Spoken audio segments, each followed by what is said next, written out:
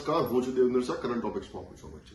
મિત્રો, અમદાવાદ મ્યુનિસિપલ કોર્પોરેશનમાં અધિકારી રાજ ચાલી રહ્યું છે અને શાસક પક્ષોનું કંઈ ઉપજતું નથી તેવા આક્ષેપો અવારનવાર થયા કરે છે, પરંતુ આ બાબત હવે સાબિત થઈ રહી છે.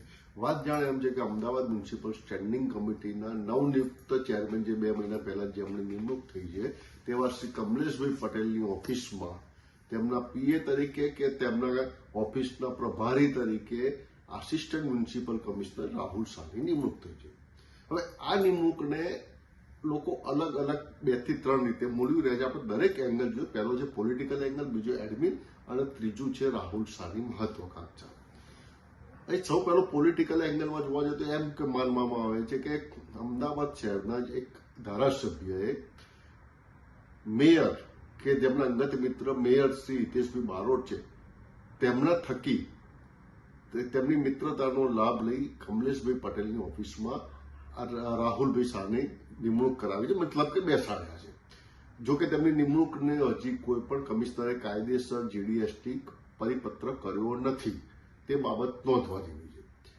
એટલે હવે થશે એમ કે સ્ટેન્ડિંગ કમિટીમાં આવતી તમામ ફાઇલો કમલેશભાઈ પટેલ સુધી પહોંચશે તે પહેલા જ રાહુલભાઈ શાહની પાસે સ્કેન થશે અને તેના સ્ટેન્ડિંગ કમિટીના રજના રિપોર્ટ જે ધારાસભ્ય કે જે અગાઉની ટર્મમાં શહેર પ્રભારી બનવા માંગતા હતા તેમની પાસે પહોંચશે, સાથે સાથે મેયર કેબિનમાં પહોંચશે અને આના કારણે હોદ્દેદારોમાં વિખવાદ થવાની શક્યતા નકારી શકાય તેમ નથી. રાહુલ શાહ માટે એમ કહે છે કે અગાઉ પણ તેઓ જ્યારે જુદા જુદા વિભાગમાં હતા ત્યારે તેમની માનસિકતા થોડીક નેગેટિવિટી વાળી હતી ફાઇલોના નિકાલમાં. તેથી સ્ટેન્ડિંગ કમિટીના કામો પર પ્રોસિજર પણ ધીમી થઈ જશે, કામો ઝડપથી મંજૂર થશે નહીં તેવી પણ એક શક્યતા માનવામાં આવે છે. બીજી બાજુ એમ પણ કહેવામાં આવે છે કે સ્ટેન્ડિંગ કમિટી ચેરમેનને મદદરૂપ થવા માટે રાહુલભાઈ શાહની નિમણૂક કરવા, રાહુલભાઈ શાહને તેમની ઓફિસમાં જગ્યા આપવામાં આવી છે. તો પછી અહીં સવાલ એ થાય છે કે જો સ્ટેન્ડિંગ કમિટી ચેરમેનને ફાઇલોના વાંચનમાં રસ ન હોય અથવા તો સમય ન હોય અથવા તો ફાઇલોના વાંચન બાદ તેનું કોઈ સમજણ જ ન પડતી હોય તો પછી ભારતીય જનતા પાર્ટીએ આવી ઓછી સમજણવાળા ફાઇલો માટેના સ્ટેન્ડિંગ વ્યક્તિને સ્ટેન્ડિંગ કમિટી ચેરમેન તરીકે શા માટે નિયુક્ત કર્યા? આ સૌથી મોટો પ્રશ્ન છે. બીજી મહત્વની બાબત એ છે કે કમલેશભાઈ પટેલની નિમણૂક થઈ ત્યારબાદ તેમણે તેમના અંગત મદદનીશ તરીકે પલકભાઈ કે જેઓ ડ્રેનેજ પ્રોજેક્ટમાં ઇજનેર તરીકે કામ કરે છે તેમને બોલાવી લીધા હતા, જે પહેલા ખોખરા વોર્ડમાં કમલેશભાઈના મત વિસ્તારમાં હતા. તેથી માની શકાય કે કમલેશભાઈનું તમામ કામ કઈ રીતે સંભાળવાનું હશે તે પલકભાઈ જાણતા હતા. પરંતુ હવે રાહુલ શાહ આવ્યા હોવાથી પલકભાઈ અને કમલેશભાઈ પટેલ વચ્ચે મોટી બ્રેક વાગશે તે બાબત નિશ્ચિત છે. અને રાહુલ શાહને કેમ શા માટે બેસાડે છે તે બાબત હાલ પૂરતી પોલિટિકલ વિંગમાં ચૂંટાયેલી પાક અને ભારતીય જનતા પાર્ટીમાં ચર્ચાનો વિષય બન્યો. હવે બીજું એંગલ એક એડમિન તરીકે જોવામાં આવે છે. એડમિનમાં એવી વસ્તુ છે કે કેટલાક જે ચર્ચા થઈ રહી છે અધિકારી વર્ગમાં કે અમદાવાદ મ્યુનિસિપલ કોર્પોરેશનમાં એક 10 થી 12 લોકોની લોબી છે, સ્ટ્રોંગ લોબી છે, એ યુથ છે. આ લોકોએ ની પસંદગીથી જ રાહુલ શાહને અહીં બેસાડવામાં આવ્યા છે કે જેના કારણે સ્ટેન્ડિંગ કમિટીના રજના રિપોર્ટ તેમની પાસે આવે. સાથે સાથે આ જૂથ જે અલગ અલગ ડિપાર્ટમેન્ટમાં મહત્વના હોદ્દા પર ગોઠવાઈ ગયું છે, તેથી તેમનો આ તમામનો એકત્રિત થાય તો અમદાવાદ મ્યુનિસિપલ કોર્પોરેશનના વહીવટમાં તેમનો કંટ્રોલ રહે, કાબુ રહે. આ એક બાબત પણ ચર્ચામાં ચાલી રહી છે. હવે ત્રીજું એંગલ છે રાહુલ શાહનું પોતાનું મહત્વાકાંક્ષાનું. તો રાહુલ શાહ પોતે ભૂતકાળમાં 3 વર્ષ માટે મ્યુનિસિપલ કમિશનર શ્રીની ઓફિસમાં કામગીરી બજાવતા ફરજ બજાવી ચૂક્યા. તે સમયે તેમણે તેમના હોદ્દાનો લાભ લઈને તેઓ આસિસ્ટન્ટ મ્યુનિસિપલ કમિશનર તરીકે પ્રમોશન મેળવીને ભરતી થવામાં સફળ થયા હતા. ત્યારબાદ તેમના ઘર નજીક જ પાલડી અને વાસણા વોર્ડમાં જ તેમણે પોતાની અંગત લોકોનો સંબંધોનો ઉપયોગનો લાભ લઈને તેમની નિયુક્તિ પણ પાલડી વાસણા વોર્ડમાં જ કરાવી હતી, જ્યાં તેઓ રહે છે. થોડા સમય પહેલા બગીચા વિભાગનો, એટલે મતલબ કે જૂન મહિનામાં બગીચા વિભાગમાં કે જ્યાં રાહુલ શાહને કોઈ પણ કામગીરી સોંપવામાં આવી નથી. રાહુલ શાહની અંડરમાં આ પોર્ટફોલિયો જ નથી. આ પોર્ટફોલિયો આસિસ્ટન્ટ કમિશનર સૌરભ પટેલની અંડરમાં છે.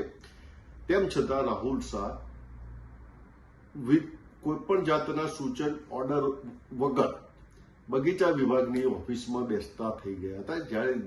જ્યારે કે તેમનો પોર્ટફોલિયો CSRનો છે અને બગીચા વિભાગની દરેક ફાઇલો તેઓ વાંચતા હતા રાત્રે 11 વાગ્યા સુધી અને નાની ભૂલો કે નાની બાંધછોડ કરી અને સ્ટાફને પરેશાન કરતા હતા અને જેના કારણે 5 મિલિયન ટ્રીઝના ટેન્ડર પ્રક્રિયામાં ઘણો બધો વિલંબ થયો. સાથે સાથે બીજું પણ છે કે 5 મિલિયન ટ્રીઝનું જે ટેન્ડર બહાર પાડ્યું હતું મિયાવાકી માટે, તેમાં પ્રથમ ટેન્ડર તેમણે જે પાડ્યું હતું તેમાં ટોટલ 90 રૂપિયા પ્રતિ રોપાનું ટેન્ડર તેમણે જાહેર કર્યું હતું. જોકે કોર્પોરેશનના સદનસીબે આ ટેન્ડરમાં એક પાર્ટી ડિસ્ક્વોલિફાય થઈ, બાકીની 4 ક્વોલિફાય થઈ. પરંતુ રાહુલ શાહે ડિસ્ક્વોલિફાય થયેલી પાર્ટીને લાભ આપવા માટે થઈ અને શોર્ટ ટર્મ ટેન્ડર ફરીથી જાહેર કર્યું. 4 ક્વોલિફાય થયેલ પાર્ટીમાંથી કોઈને બોલાવ્યા નહીં, રાતોરાત EMD પરત આપી અને ફરીથી તેમણે ટેન્ડર જાહેર કર્યું. અને આશ્ચર્યજનક બાબત એ છે કે જે પ્રથમ ટેન્ડરમાં જે પાર્ટીઓએ 90 રૂપિયાનો ભાવ આપ્યો તે જ પાર્ટીઓએ બીજા ટેન્ડરમાં માત્ર 40 રૂપિયાનો ભાવ આપ્યો. એટલે કે અડધી કિંમતમાં બીજા ટેન્ડરમાં ભાવ મળ્યો. અને ક્વોલિફાય કોણ થયું લોએસ્ટમાં? કે જે પહેલા ટેન્ડરમાં જે પાર્ટી ડિસ્ક્વોલિફાઈ થઈ હતી તે બીજા ટેન્ડરમાં ક્વોલિફાઈ થઈ. મતલબ કે સાફ દેખાઈ આવે છે કે અહીંયા રાહુલ શાહ અને બગીચા વિભાગના અન્ય લોકોની મનસા શું હશે. બીજી મહત્વની વસ્તુ એ છે કે આ ટેન્ડર મ્યુનિસિપલ કમિશનર શ્રીની કોઈ પણ જાતની પરવાનગી વગર રવિવારે ખોલવામાં આવ્યું હતું. મ્યુનિસિપલ કોર્પોરેશનના ઇતિહાસમાં પ્રથમ બનાવ છે કે રજાના દિવસે ટેન્ડર ઓપન કરવામાં આવ્યા હતા. ત્રીજી વસ્તુ એ થાય છે કે 2025માં ભૂલ થઈ હતી, તેમ છતાં 2026માં આ ટેન્ડરમાં લેબર અને સપ્લાય બંને એકનો ભેગો ભાવ ગણવામાં આવ્યો હતો, જેના કારણે કોર્પોરેશનને ₹3 કરોડનું નુકસાન થતું હતું. જોકે પછી આ ટેન્ડર સ્ટેન્ડિંગ કમિટી દ્વારા સુધારીને વર્ક ઓર્ડર અલગ આપવામાં આવ્યા. આમાં પણ પાછું એવું છે કે વર્ક ઓર્ડરમાં 2025માં તો માટીના સપ્લાયરનો અલગ ઓર્ડર હતો, બીજા પ્લાન્ટનો સપ્લાયર અલગ ઓર્ડર હતો. એવી રીતે અહીંયા આવી રીતે અલગ ઓર્ડર આપવામાં ન આવ્યા હોવાથી કોન્ટ્રાક્ટરોએ ટેન્ડર સ્વીકારવાનો ના પાડી હતી ને છેલ્લે તેમના ચાર્ટર્ડ એકાઉન્ટન્ટનો સાથે મિટિંગ પણ કરવી પડતી. અને તેના કરતાં પણ સૌથી મોટી રાહુલ શાહે ભૂલ એ કરી હતી કે ગાંધીનગર લોકસભામાં રોપા લગાવવાના હતા, તેમણે જમીન પસંદ કરી હતી ખેડા લોકસભામાં વણઝર ગામમાં, અને જ્યાં 30 લાખ રોપા લગાવવા માટે તાજબદ્ધથી તૈયારી કરીને લાખો કરોડો રૂપિયાનું આધાન કરી કાઢ્યું.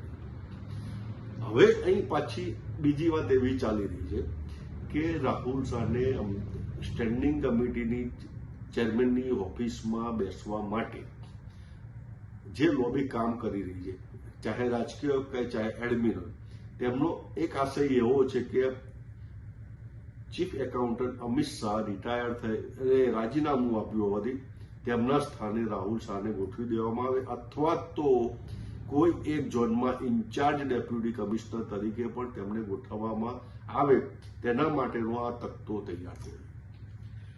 નવાઈની વાત એ છે કે જ્યારે 2019માં 28 આસિસ્ટન્ટ કમિશનરોની ભરતી થઈ, તે સમયે જે ભરતીનો સર્ક્યુલર થયો હતો આ આસિસ્ટન્ટ કમિશનરોની, તેની કામગીરીમાં સ્પષ્ટ જણાવ્યું છે કે તમામ આસિસ્ટન્ટ કમિશનરોએ સબઝોન લેવલે જ કામ કરવાનું છે.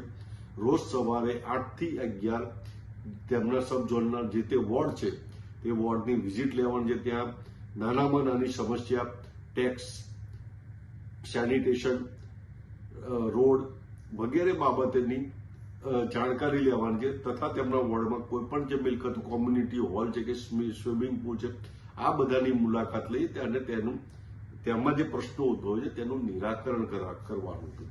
ત્યારબાદ ક્રમશઃ તેમની સત્તામાં થોડા પરિવર્તન આવ્યા. તેમને એસ્ટેટ વિભાગની કામગીરી પણ સોંપવામાં આવી અને BUના હક પણ આપવામાં આવ્યા કે તેઓ BU ઇસ્યુ કરી શકે. પરંતુ કોઈ પણ જગ્યાએ તેમના વર્ક ઓફ સ્કોપમાં કોઈ પણ હોદ્દેદારની કેબિનમાં પર્સનલ આસિસ્ટન્ટ તરીકે કામગીરી કરવાનું લખ્યું નથી.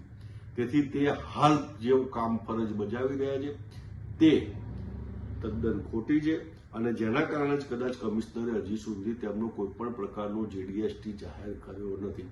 આમ સ્ટેન્ડિંગ કમિટી ચેરમેનની ઓફિસમાં આસિસ્ટન્ટ મ્યુનિસિપલ કમિશનર રાહુલ શાહને બેસાડી એક તો રાજકીય રીતે મેયર ઓફિસ તીર લગાવવામાં આવ્યું હોવાનું માનવામાં આવે છે, અથવા તો કોર્પોરેશનની એક સ્ટ્રોંગ લોબી જે વર્ષોથી કંટ્રોલ કરી રહી છે વહીવટી તંત્ર પર, તે લોકોની મનસા હાલ પૂરતી પૂર્ણ થઈ એમ માનવામાં આવે છે.